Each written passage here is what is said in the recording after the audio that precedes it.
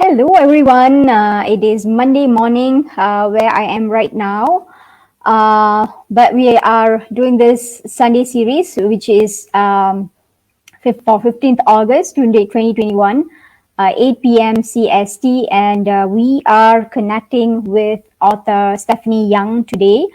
I'm so happy to also be connecting with another author introduced by Dawn Witter. And I'm so happy that, because of Dawn Witter, I'm able to connect with a lot of exciting individuals who have so much to share out there to the world. And Dawn, I think Dawn is there. Dawn, if you're watching, hello, a big shout out to you. So today we are talking to author Stephanie Young on the power of strong, creating a life in harmony with your soul's purpose. Stephanie Young is a certified life coach. Her company, Discovering the Purpose Within, offers one-on-one coaching and group workshops. Stephanie's programs are designed to help people get clear on their dreams and goals and show them keys to accelerating results. Her greatest joy is helping people design and create a life that is in harmony with their soul's purpose. In 2012, Stephanie suffered the tragic loss of a son due to suicide. Because of that tremendous loss, she is inspired to help people who are struggling with grief to find their strength in their struggle so they can live in peace and joy. Stephanie is a published author of Recipes for Being, The Power of Strong, and a contributing author in Recipes for Being, The Power of Seven. She is currently working on a next book, Through a Mother's Eyes, which gives people tools to turn their struggles into strengths. She would be honored to serve you to become your greatest self. To learn more about Stephanie, you can actually go to stephaniemichelle@life.com. You can send her message on, or also get connected to her on Facebook at Discovering the Power Within. So I think for that, without further ado, let's just welcome author Stephanie to the show. Hi. Hello, Stephanie. Thank you for joining. And Dawn, thank you for watching. I know you're here. You're leaving so many beautiful comments. I'm so happy that you're also, able to join us live. To watch this show live. And so, yeah, Stephanie, I think I briefly introduced you to the audience who are watching right now. But I think it would be good to hear a little bit more about you, from yourself. A little introduction, probably, from yourself. Okay. My name is Stephanie Young, and I live in a small town of Paris, Texas. And I'm just grateful to be here, and thank you so much for having me on today. I'm excited to talk about. It's kind of a tough subject, Mm, but I think that at some point we all deal with grief and loss, and yeah. sometimes we don't know how strong we really are until we're faced with our greatest weaknesses. And so, of course, through my tragic loss of my son, it just stepped me into wanting to create and help as many people as I can. Mm-hmm. Right. So, I mean, coming to your background and your life as a mother, and maybe a little bit about your family. How many kids do you have, and how old are they? And Yes. Well, tragically, when I lost my son, he was 25 years old, and mm-hmm. I had my daughter 17 years apart from my son. Mm-hmm. So I now still have a 17-year-old daughter going through the teenage typical things. I also become a mother at 17 years old. So I've Ah, been a mother, it feels like all my life. And that's what I pretty much dedicated my life to. The first time I seen my beautiful son's eyes, the whole world was over for me. And it mm-hmm. was all just about being a mother. And of course, we struggled a lot through that. My family, um, pretty much my greatest role models was my grandparents. And Mm-hmm. they gave me a lot of the morals that I still continue to carry with me today. My father was always in prison. My mother was married several different times. And Mm-hmm. it was, childhood was kind of a struggle as well. Mm-hmm. Seems like if I think about it, my whole life has been a struggle, but I'm Mm-hmm. Mm-hmm. for it because it made me who I am today. And it was all Mm-hmm. a choice that I had to make, to step into that. Mm-hmm. And speaking about writing, right? I mean, like, I know that eventually, after the tragic loss of your son, you started writing. I mean, was it like something that you picked up after the death? I mean, after you lost your son, or were you like, already into that writing? Because I think for a lot of people, writing is actually an expression of their thoughts and feelings and emotions and just putting it out there to the world, or probably like even emptying their mind and just putting it out there. So were you writing before that? How did you pick up writing? Yes, when I was a teenager, I loved to write poems all the time, and I would always express myself better through writing than I could speaking. And when I lost my son, the only thing I could do was journal because there's no one that I could really go to besides God that would understand exactly what I was feeling and going through. And so I journaled the whole, from the beginning to now still. And that is what I'm going to be using for my book, my next upcoming book called Through a Mother's Eyes of Suicide. It's going to be dealing and talking a lot about those specific phases of grief that I went through, the anger, the denial, the guilt, the fear, all of that. But I think that writing is very healing, and I plan to do lots more writing even after this book. I would love to write children's books. Is what my next goal really is to reach the children and just you know like I said, it's just a way to express yourself that maybe sometimes words can't say. And sometimes my pain, there's no words for it. There's absolutely no words for it. Mm-hmm.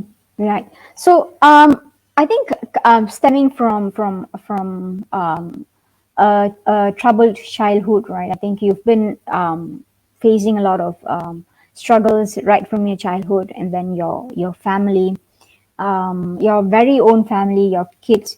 Um, Depression, and I think in terms of when you're talking about mental health, was it always been an issue that an aspect of life that you have been dealing with from your childhood, or were you surprised to even come to terms with the tragic loss of your son, knowing that he has been struggling with this? um, what was the process like? What was it like? Actually, for me, I've always been the happy go getty, nothing can get me down. I never really believed in depression. I always thought I got through this, I can get through that. And I've just always had this go go mentality. I think because I might have been too positive, my son kind of took the other aspect of dealing with depression and also alcohol. And I really, I've learned now that a lot of times depression comes because we're not living in our passion of our life. We're not doing something that we love. And so you can tend to get, depressed and anxious and all those feelings that come along with it. But I myself have never really struggled with depression until I lost my son. And I kept Oh. praying and I couldn't understand. I don't understand. I don't understand. And then I actually went through that depression that he suffered from. And then I understood it a lot better than I could have before, just saying, just snap out of it. Everything will get better. Think about it different and things change. None of that really is relevant to a really severely depressed person. But the main thing is that if you can just notice what you're thinking about, notice your thoughts before you got depressed.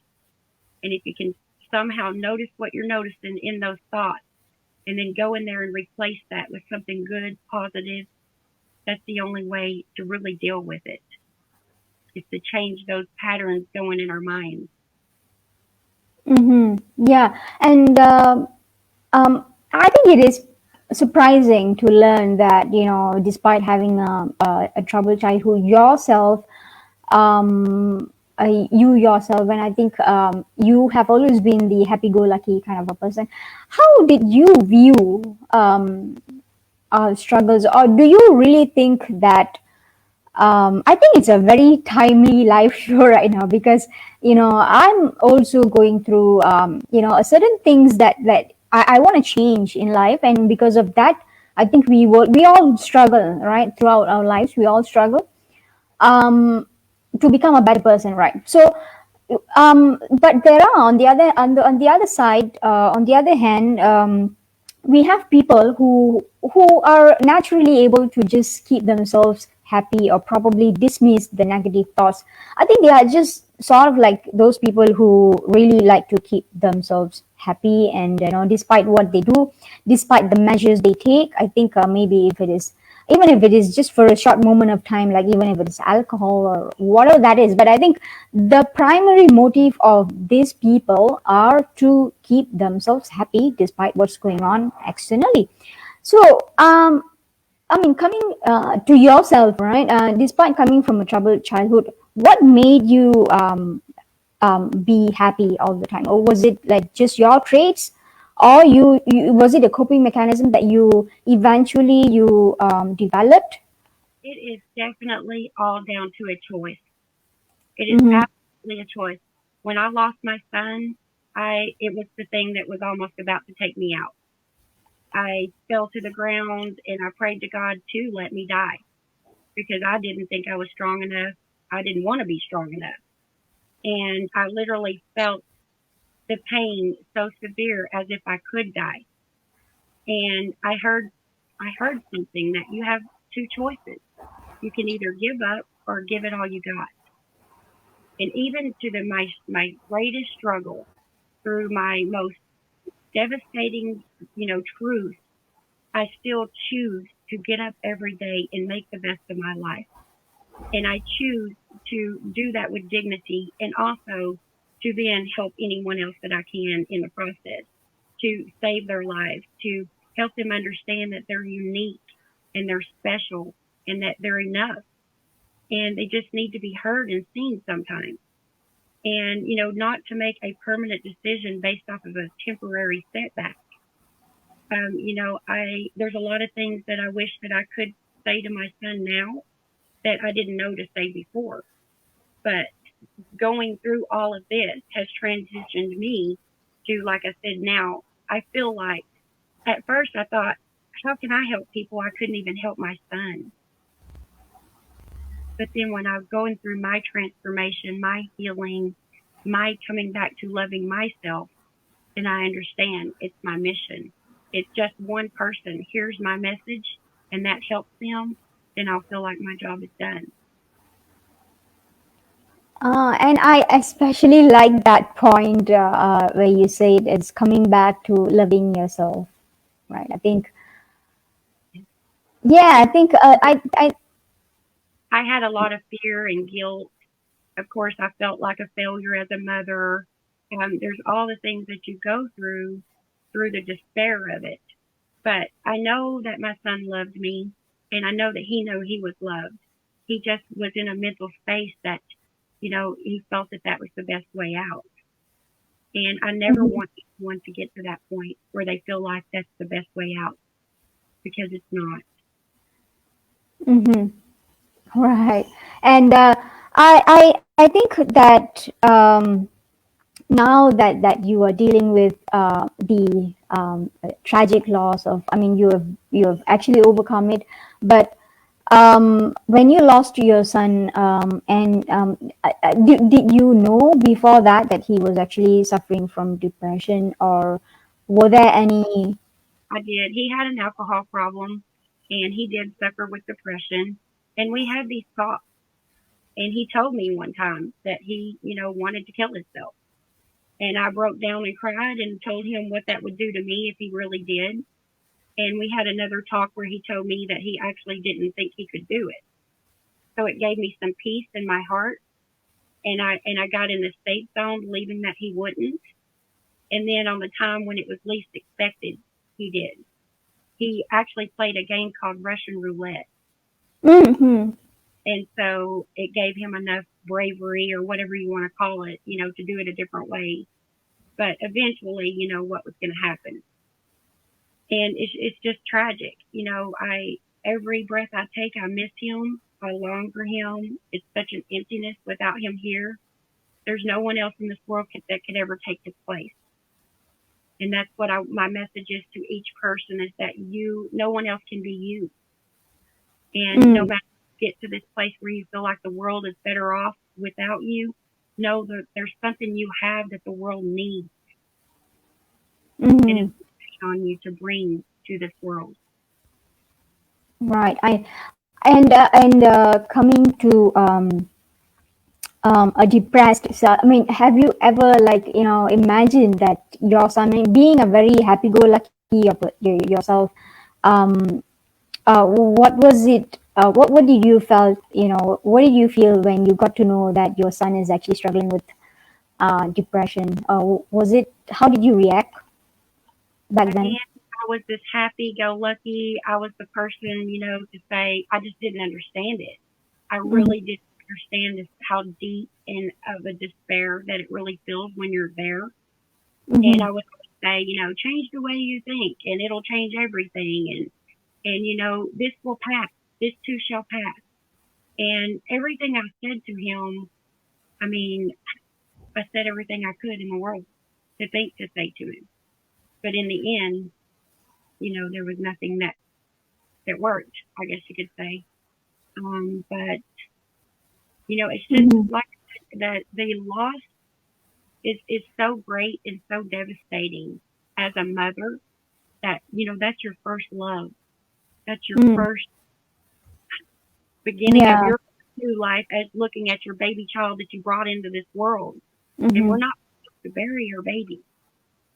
We're not. Mm-hmm. It's not Mm-hmm. natural. There's no name for it. Mm-hmm. And that's what I'm again talking about through a mother's eyes, as these mothers that have also lost children to resonate exactly what I'm trying to say, but hardly can't say, if that makes sense. Mm-hmm. And back then, I think when I mean, when somebody is going through depression, um, I mean now after overcoming all that, what would you tell to the family members? Like what kind of support do you think that they can render to someone who is going through depression? Because I think it's actually a cliche to say that you need yourself to somebody who is struggling with depression because it's not going to be making things better for them. I think at that point of time to say that you need yourself more, but at the same time, I think somebody else is also not able to solve the problems or the thoughts running through a mind, a person's mind who's going through depression. And what is the best thing probably that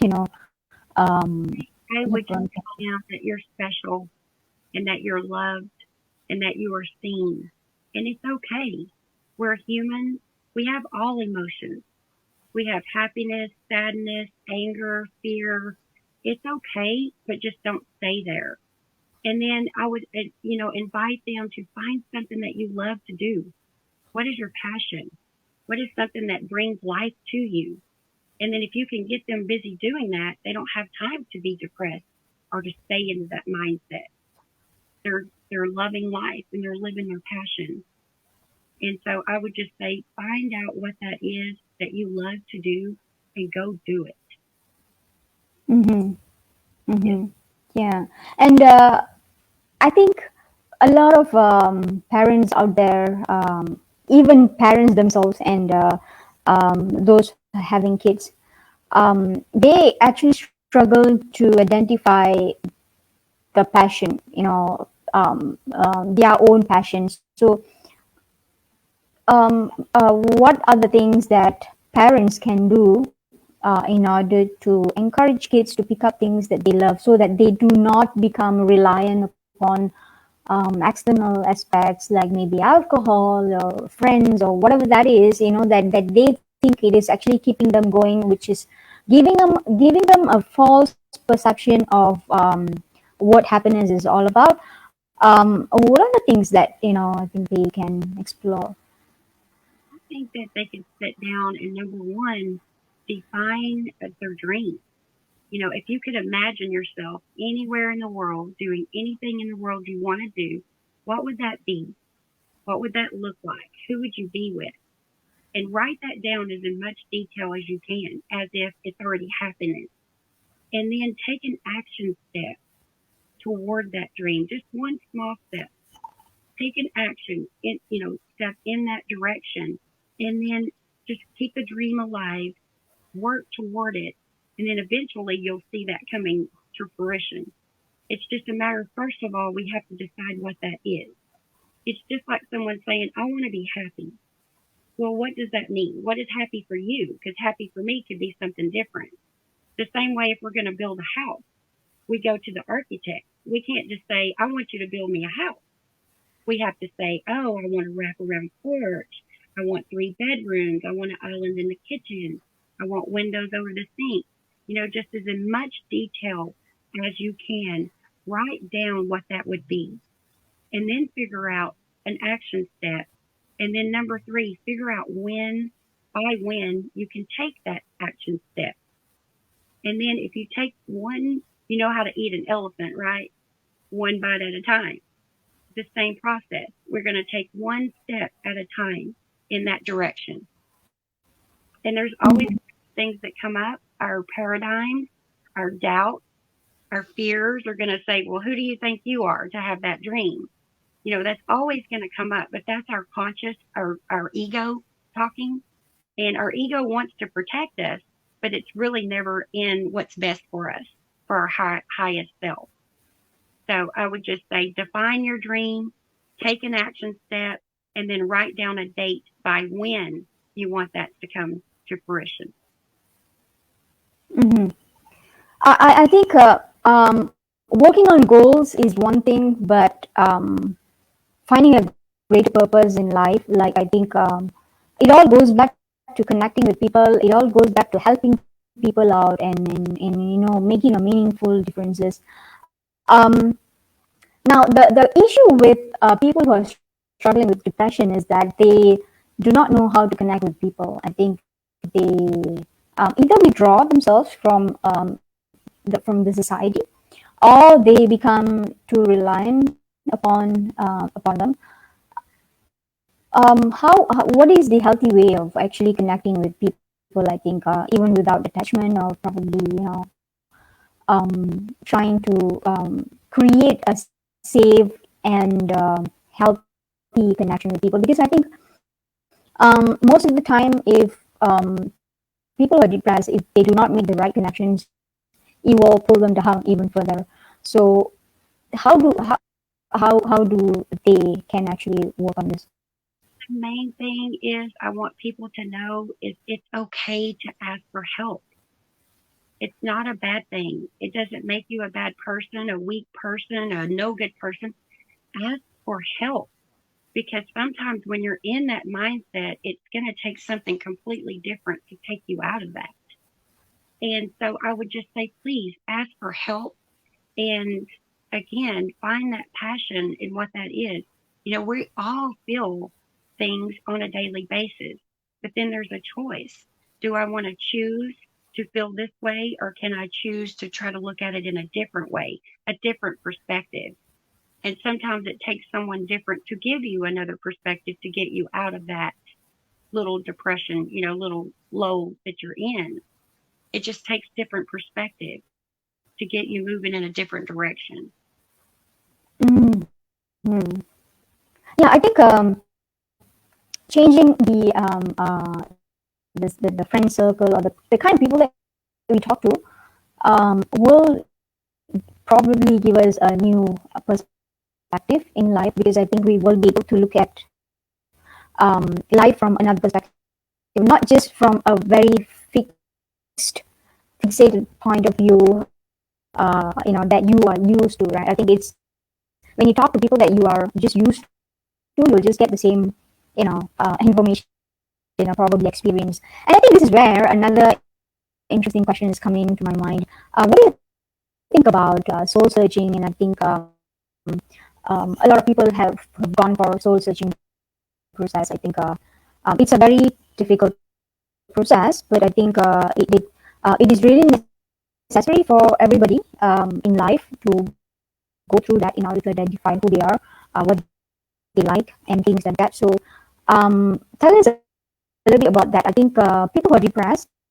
who are going through difficult times, need to actually sit with themselves and with the feelings and things like that in order to really come to a clarity of what to do in life. I'm sorry, I'm having a little bit of trouble hearing you right there on that last. What do you think, or how do you think that people can actually initiate a soul searching process? I'm sorry, I did not get that. Initiating. Can you hear me? Can you hear me? Hey, Hear me?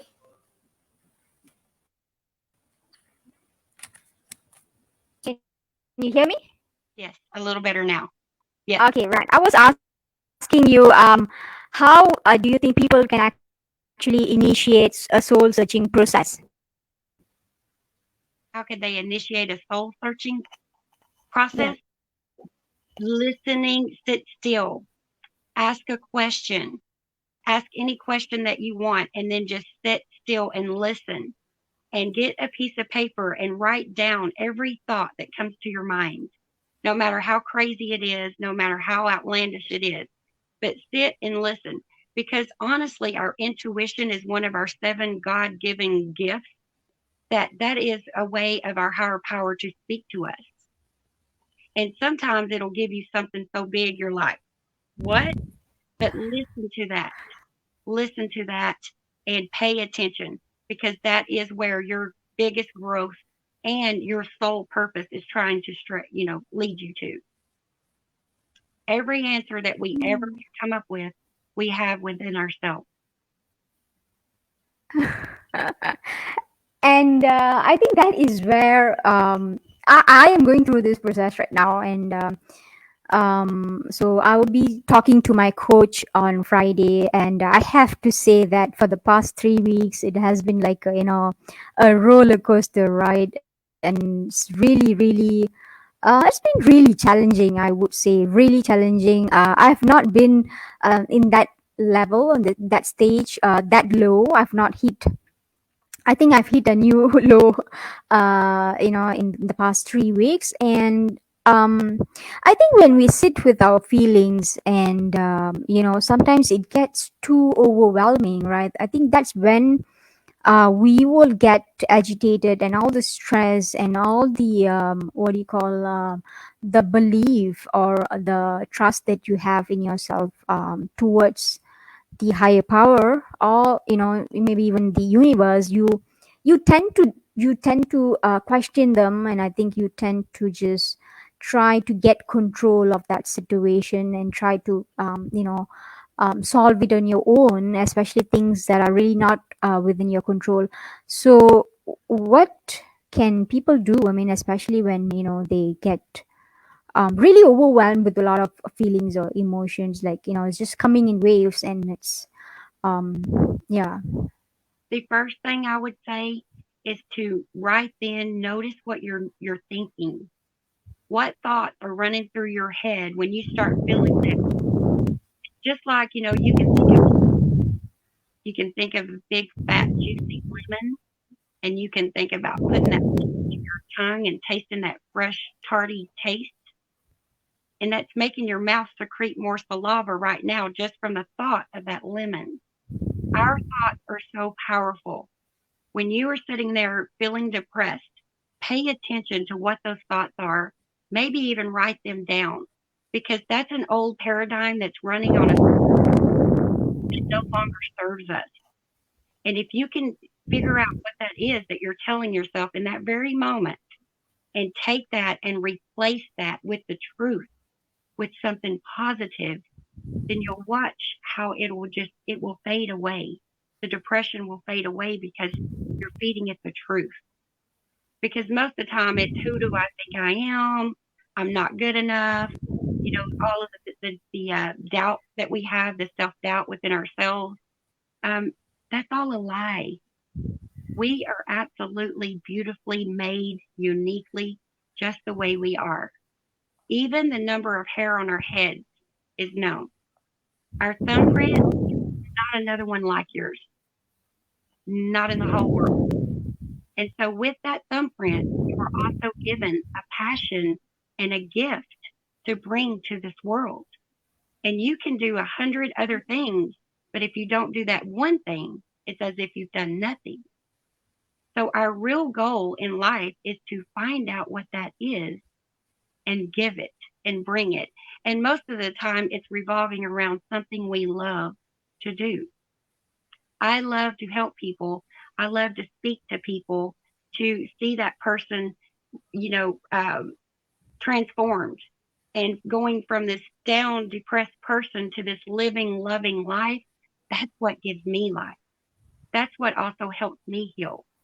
My story is tragic, and sometimes I cry and sometimes I don't, but it also helps me to share that with others and then explain to them that it's a choice. I could choose to lay in bed every day and cover my head up and say, I can't do this world. I can't do it. But I have to, and also for my daughter, I choose to stand up, to create my thoughts or control my thoughts. Oh, sorry, my doggy. And that's the only way I can do it. It's just by faith, complete by faith, because sometimes when I don't know what's going to happen, I have this sense of peace within myself that everything that I've ever come to has always worked out. It's always found a way to work itself out. Any challenge that I thought, how am I going to do this? And then I did it, proves that there's something greater within me than what I know. And that's what I try to help everyone understand is that your conditions are nothing compared to the power that's within each one of us. And I think that's where Power of Strong is coming in, and your book as well. And about when it comes to coming to terms with something that you cannot change in life, right? I think a lot of people are actually struggling with the fact that they cannot change something in the past, like be it some sort of personal laws, or just about the things that they can't change in life. I think it is something that you cannot replace, like it is something that you cannot replace. So how do we deal with something that we have always been yearning for, but we cannot change that in life, and we have to come to terms with it? Or how do we actually for those people who are wanting something to happen in life, and they are looking forward to it, but they're not sure if they're going to get it, how do they how can we actually live in the present moment without really being attached to the expectations that should happen? I know that whatever things that should happen in life, I think it's a balance, because it's not possible for us to let go of our expectations, or probably our wants and needs and things like that, versus being in the present moment. So yeah, how do we deal with that? We can't, on the things that we can't change, we can change our perspective about it. We can choose to look at it in a different way. That's the only thing we can, because we can't control anything outside of us. We can ever only control us and what we do. It's not what happens to us, it's how we react to it or respond to Mm-hmm. it. I always say life is 99% what happens to us, 1% how we react to it. Mm-hmm. So the things that we can't change, the only thing we can change is here and how we think about it and Mm-hmm. where we can place it in a way that we can allow ourselves to deal with it. I can't change the fact that my son is gone. I can never ever ever bring him back. The only thing I Mm-hmm. can do is tell myself that I know someday I will see him again, I know he's not Mm-hmm. suffering anymore, and I know that he's looking down on me, wanting the best for me. Mm-hmm.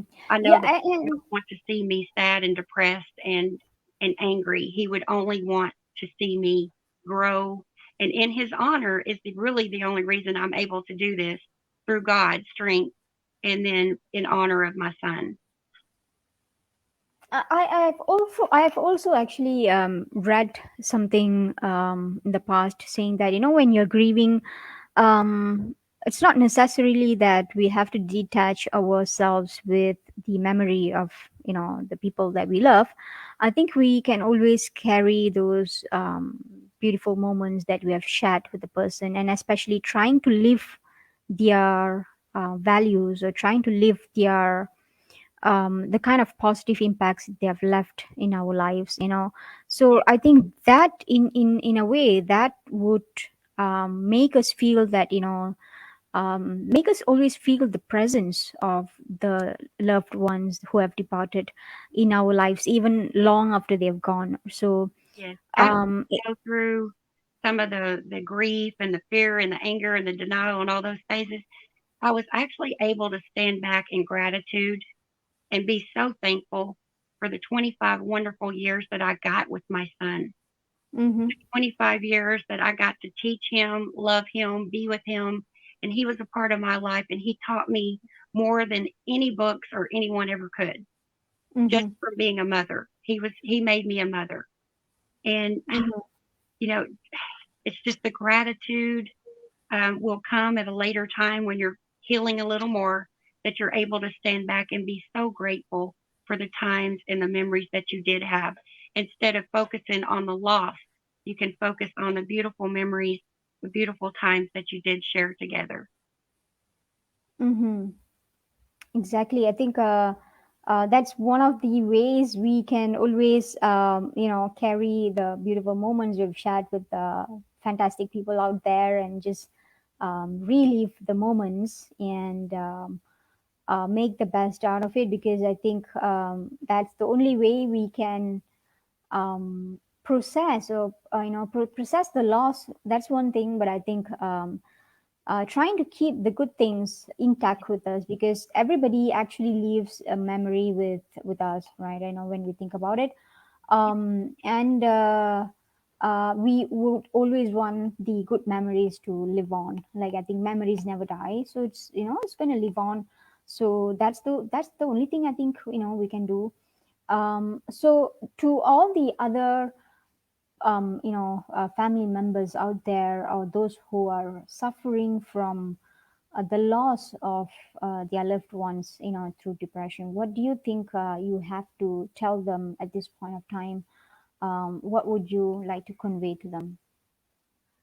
Well, I would say pray.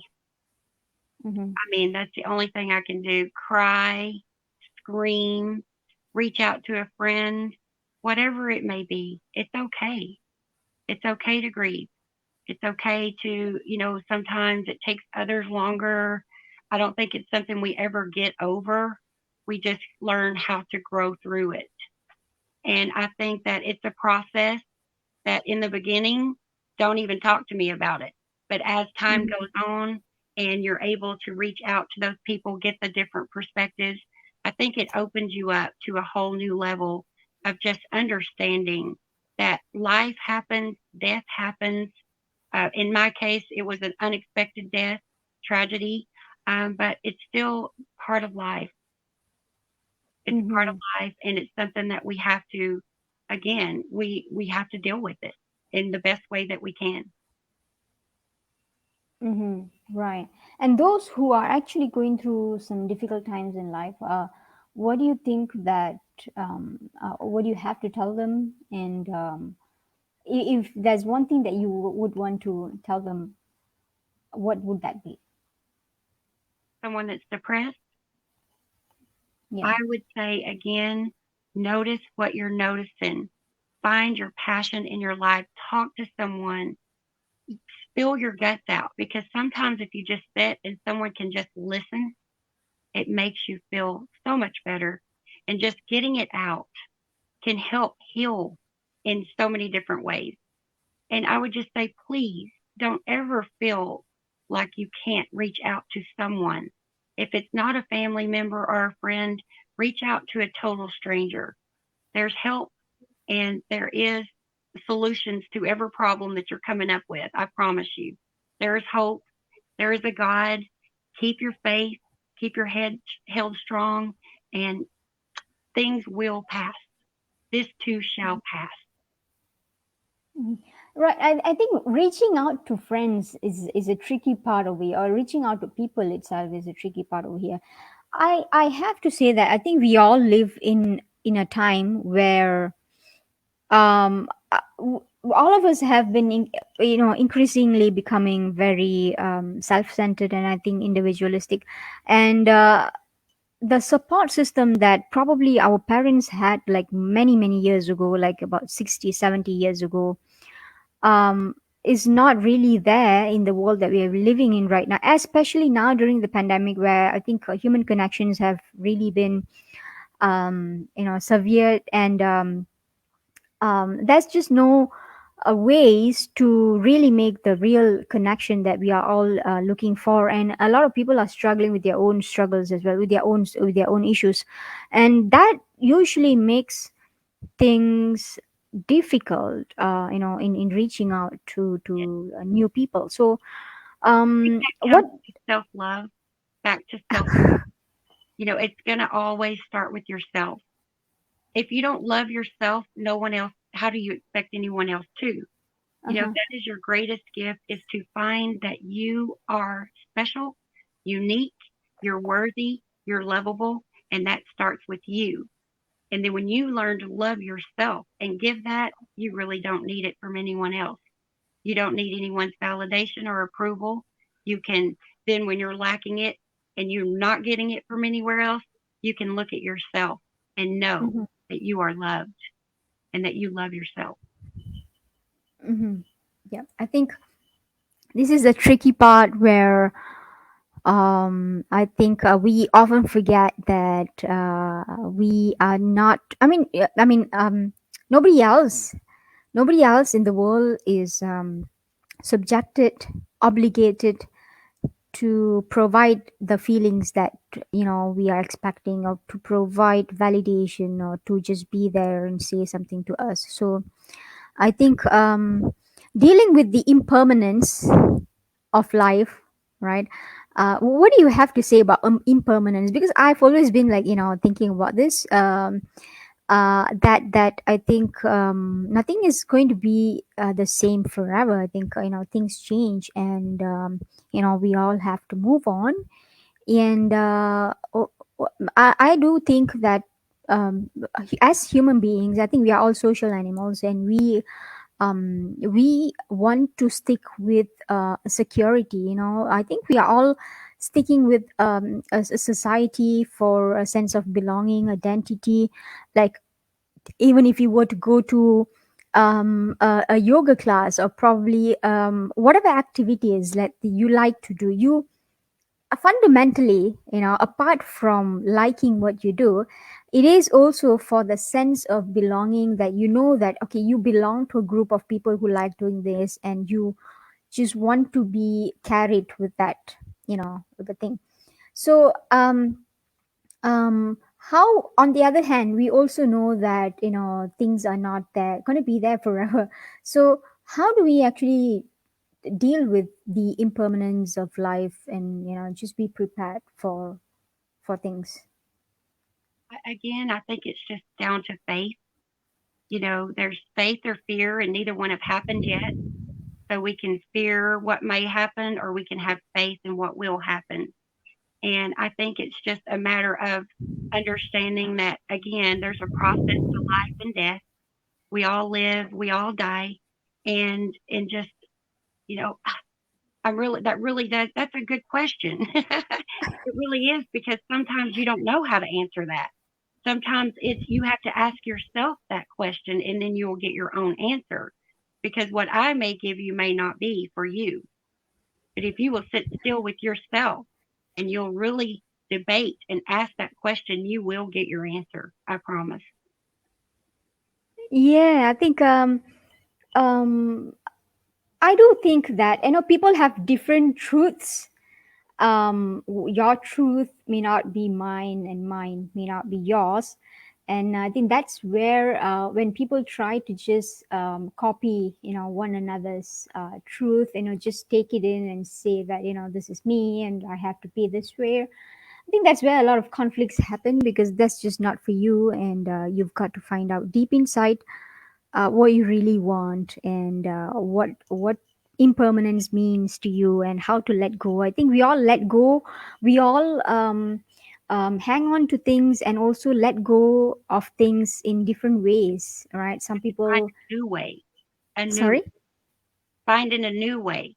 Uh-huh. That's what. Yeah, I think exactly. I think that's what we all do it in different ways, and we have our own ways to cope with things.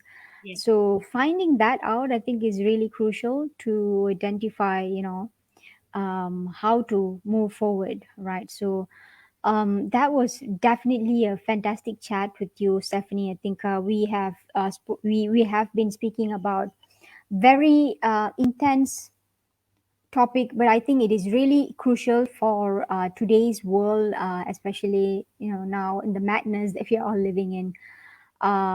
Because a lot of people out there are actually struggling with this, not being able to reach out to people, not being able to see their loved ones, and things like that. So I think this is where we all need some extra love, and maybe some sort of assistance from other people. And I think it's a very, very timely live as well, and to have you with me to the on the show today.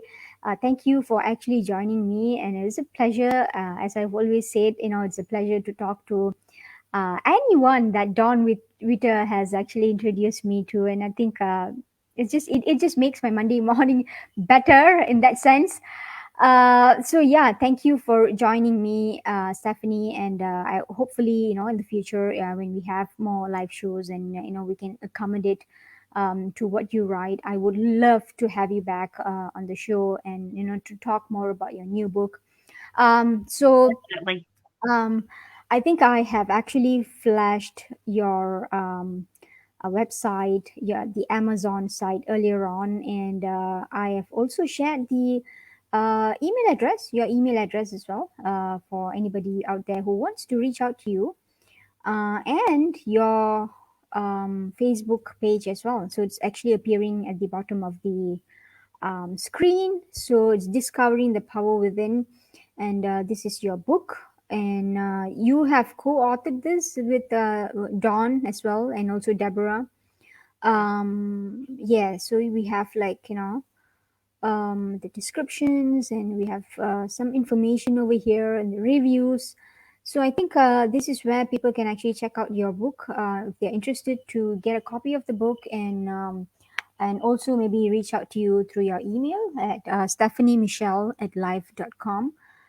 So anything else, Stephanie, that you would like to say before we end the show for today? I just want to thank you so much for the opportunity, and just tell everyone I love you and you're special and you belong here. And please Mhm. stay. If you ever think about leaving this world, please reach out to someone. Please. Mm-hmm. Mm-hmm. Right. Thank you so much for that message, Stephanie. And with that, we have come to the end of the show, and hopefully, I will be able to connect with you again in the future. And Would love stay to. safe. Stay safe, and do keep in touch, and stay connected as well. I will be uploading this video on YouTube and also Instagram sometime later, and so a lot of other people will also be able to watch this, and I hope that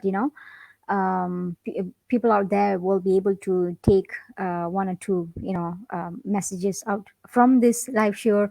And thank you again, Stephanie, for joining us. It was a pleasure talking to you. Have a great week ahead, Stephanie. Thank you. Thank you so much. Thank you. Bye bye.